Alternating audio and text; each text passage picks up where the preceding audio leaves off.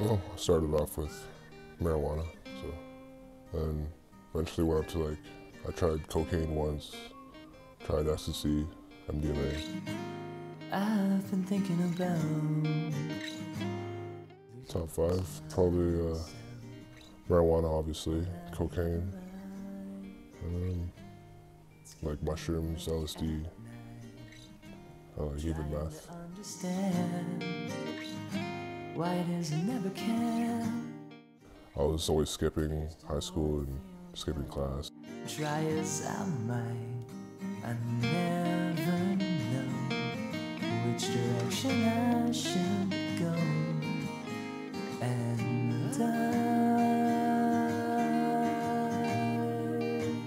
wouldn't mind another try. When I was living with my dad, it was kind of stressful.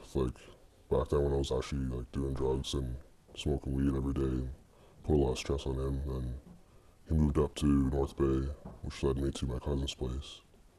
Didn't really work out there, so I went to Laffey, and that's where I am now. So it's not too bad living there. A lot of youth that I see here, have gone through the system. Children's Aid hasn't worked. They've been in foster care, they've been in group homes. I think drug use here is like anywhere else. But there's pockets of it. Primarily, I would see people using, cannabis, marijuana, or some harder drugs like cocaine, ecstasy. It's definitely around, no doubt. Mainly, a lot of youth that I see personally are using, probably because of their situation, probably to mask some emotion or pain that they have, either because of their home life or something's going on with them in the moment. And another big reason is probably because of their peers. Their peers are using substances, so it's kind of an easy way in. Crossing Bridges is a drop-in program that we help support youth who are either using substances themselves or who are affected by someone using substances. Youth are encouraged to come in. We provide them with food, shelter for the hours that we're open. We also have them enrolled in some skills programs where they can obtain life skills, or we can help them look for jobs or food, housing. But most importantly, a place to come and to talk. I find it's a nice place to come to, people to talk to, really nice people. It's pretty relaxing. Play video games and go on the computers, and it's good. It's pretty much just the idea that people, like youth, want to talk to another youth. Regardless if it's 5 years difference, if it's 2 years difference, it's the form that they're from this generation, and what's going on in our community is, what's important to them. Some of the staff have had problems. Either they're affected by their family's use, so maybe a father or mother's use, or they've had substance use issues, and they've gone through the appropriate means of working through their own stuff and then going on to school to further their education to actually turn things around and help those that were like them at one time. Starting in grade 7, I was smoking weed almost every day. Got into some other stuff, mushrooms, salvia.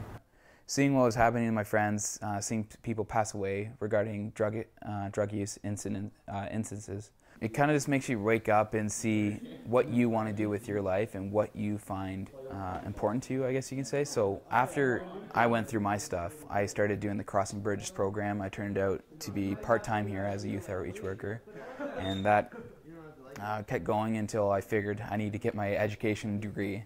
So I went to college to get my drug and alcohol counseling diploma, and I came back here and I ended up getting a job out of it. It's where I'm at right now, and from where I was before to where I am now, I'm definitely proud of myself. In high school, you heard of, I knew a guy who passed away from drunk driving. Then I had a friend who passed away from just a drug-related incident. And it just kind of just makes you realize, is this really worth it? Well, it depends. A lot of people, the biggest thing is they can only really seek and get help if they actually want the help. right? There's many different ways people, life can go if you continue using substances. There's no, guaranteed this, that, or the other. But as far as them wanting the help, that's where it starts. If I can give anybody a word of advice, it's kind of like we can control only one thing, how we respond to what happens to us. To me, it's amazing because you're really working with people that are coming here who want a better quality of life. What happens is, a kind of light goes on, like, oh, I don't have to use, blank drug to help me deal with stress. Or I don't have to use blank drug when I get, really angry. Just through that breakthrough alone, some doors open up. So maybe youth start attending school regularly. Maybe, they make a connection with mom and dad again. Maybe, they get their GED. Or maybe they enroll themselves and they get a job and they're working 5 days a week. Some really cool things are happening too when, youth get away and move to London and have a job.